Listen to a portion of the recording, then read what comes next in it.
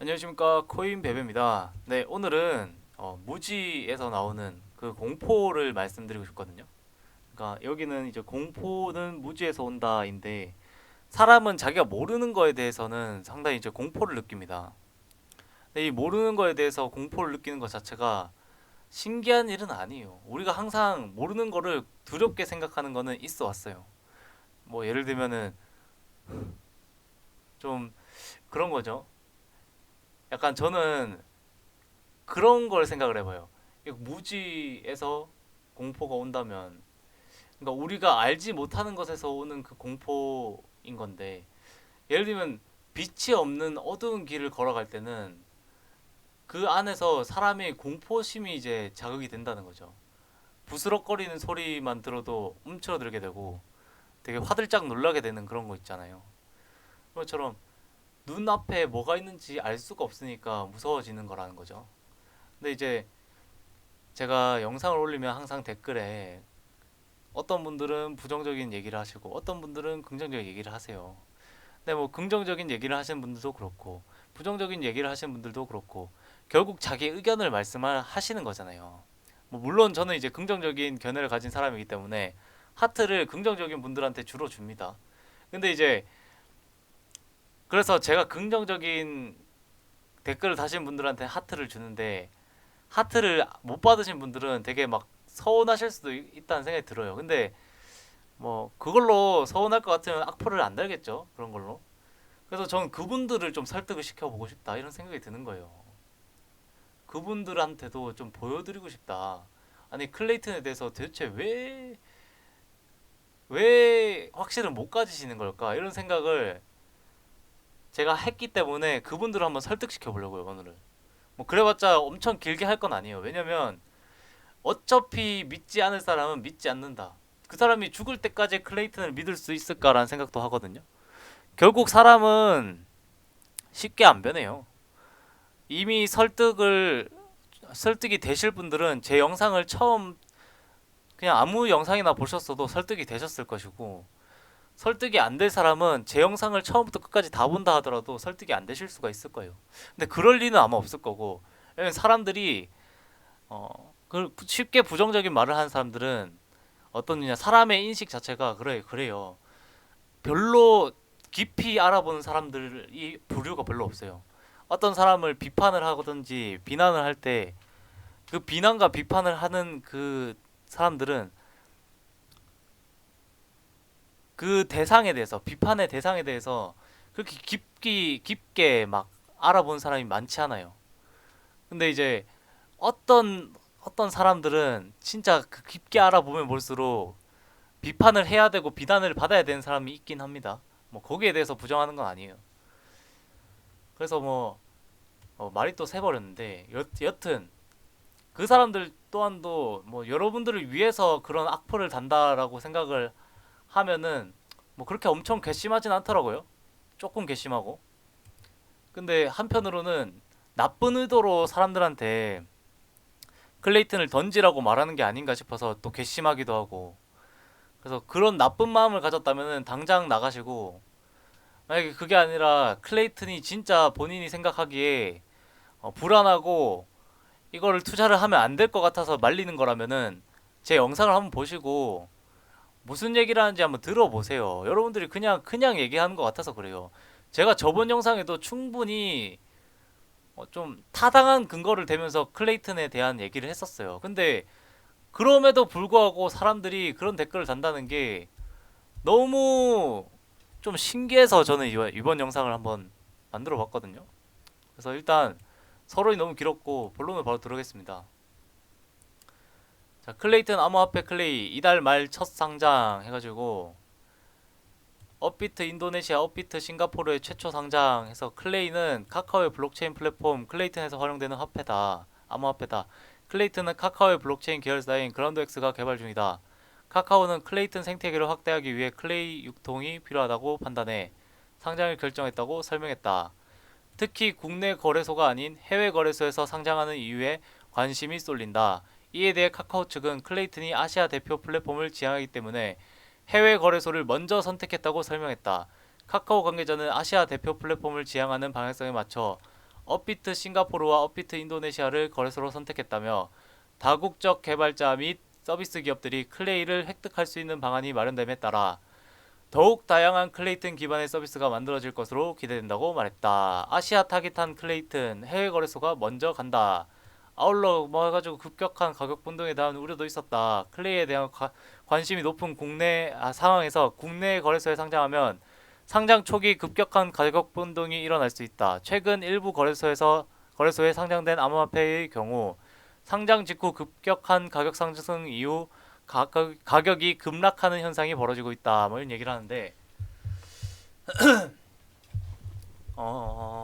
저는 이제 여기에 대해서는 할 말 많지만 좀 빨리 줄일게요.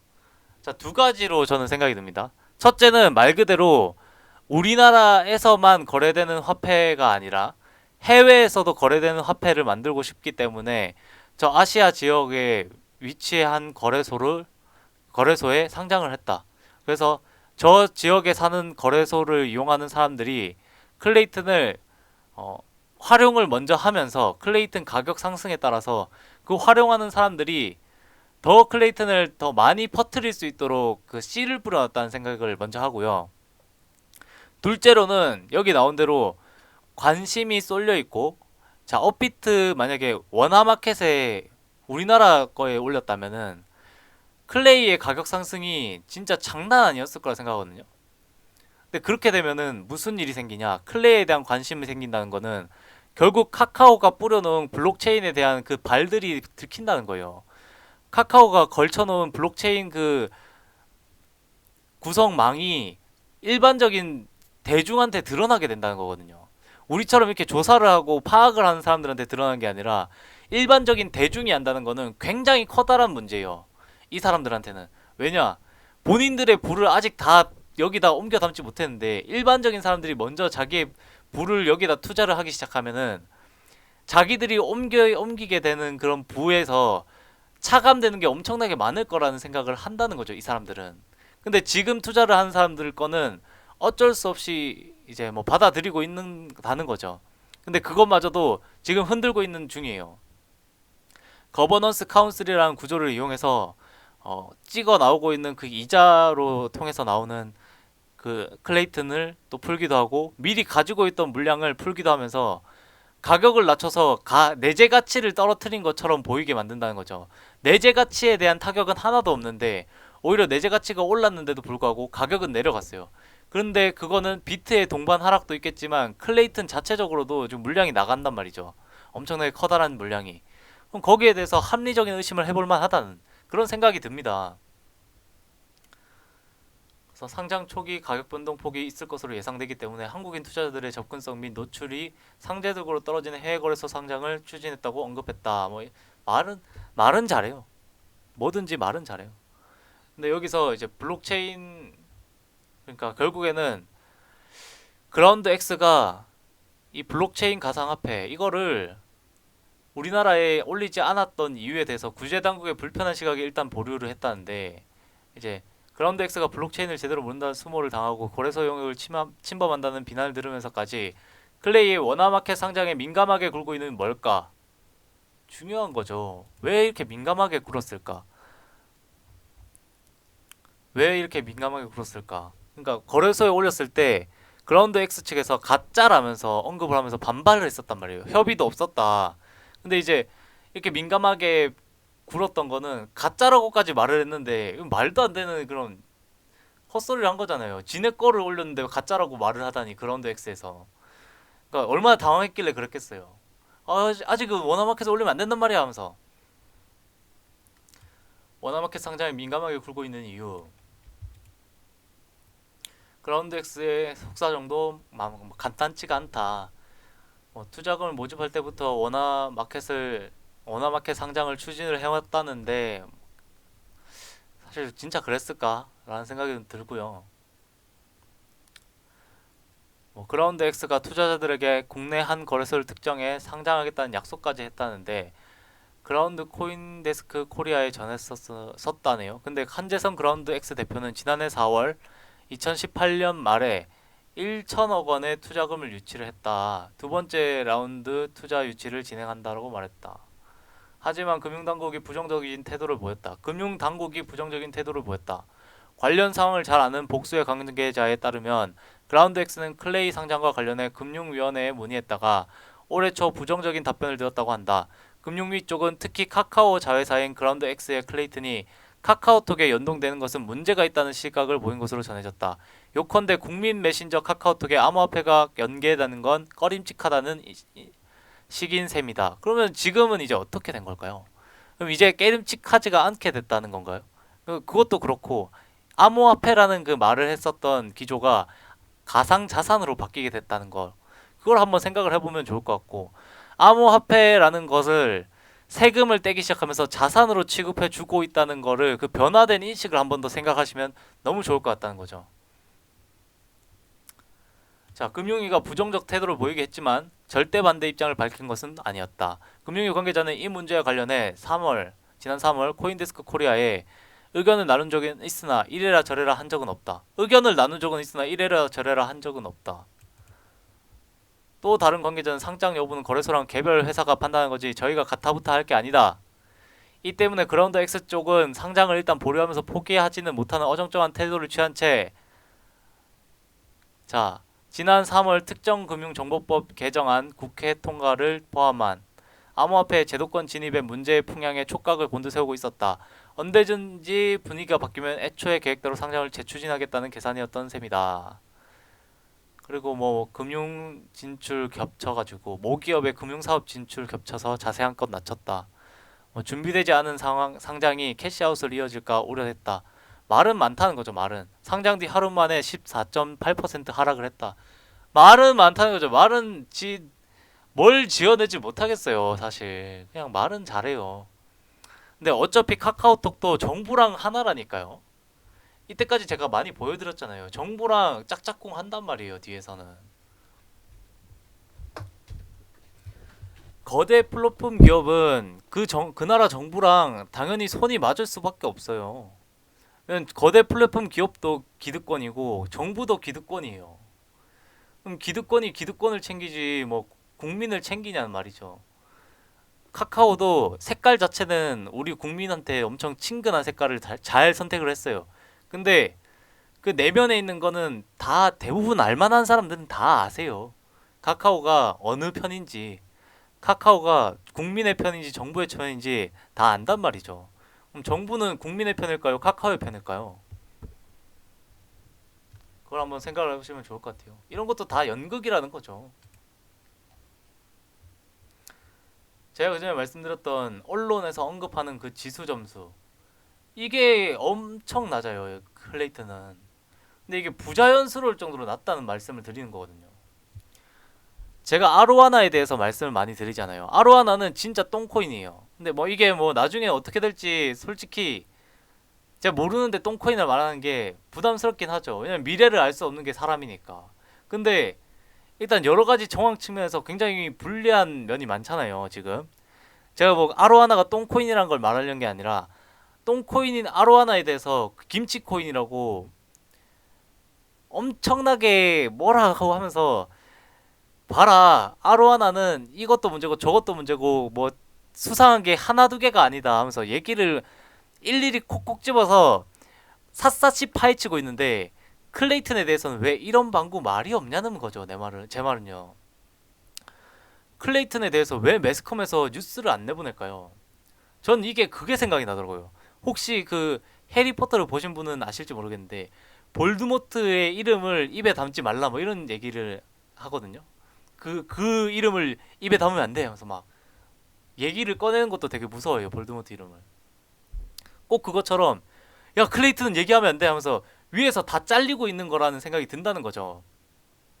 야 그거는 얘기하지 마 하면서 위에서 계속 커트한다는 거죠. 야 이것 중에서 이 부분은 빼 하면서. 그런 게 과연 없을까요? 가상화폐라는 거를 그 뭐 말머리에 두기만 해도 조회수가 폭발하는 이런 시대에 카카오에서 만든 블록체인 가상자산 클레이를 언급을 안 하는 이유가 있을 거 아니냐는 거죠. 제 말은 이거는 제가 뭐 과대망상증 환자여서 얘기하는 게 아니라 실제 그러하기 때문에 말씀을 드리는 거예요. 아니 합리적으로 의심을 한번 해보세요. 돈이라면 그리고 이슈거리라면은 눈에 불을 켜고 찾는 사람들이 눈이 갑자기 가려지고 귀가 막혔냐는 얘기죠. 카카오가 만든 블록체인에 대해서만 눈이 가려지고 귀가 막혔냐고요. 클레이만 안 보이는 거냐고요. 그 사람들 눈에는 아로하나는 보이고 클레이만 안 보인다? 어이가 없는 얘기인 거란 거죠. 제가 말씀드렸던 그 플립사이드 크립토라는 건데 부동의 1등인 지금 그 이제 이더리움이에요. 이더리움. 그리고 그 2등이 카르다노인데 뭐 1등, 2등 뭐 이런 게 중요한 것도 아니고 유니스왑은 그 전에 이제 말씀드린 게 클레이 스왑이 이제 유니스왑의 다른 모습처럼 보인다고 얘기를 들었거든요. 근데 기술력 지표상으로는 그게 진짜 말도 안 되는 헛소리예요, 사실. 그렇게 말씀을 하신다면 제가 이제 뭐 반박할 거리도 없다는 거죠. 왜냐면 이더리움이랑 클레이튼을 비교하고 유니스왑이랑 클레이 스왑을 비교한다는 것 자체가 말이 안 된다는 거죠, 말이. 제가 말을 하면서도 기술력 지표상으로는 말이 안 돼요. 근데 한번 잘 생각해 보세요. 이더리움은 출발한 지 한참 지난 선두주자예요.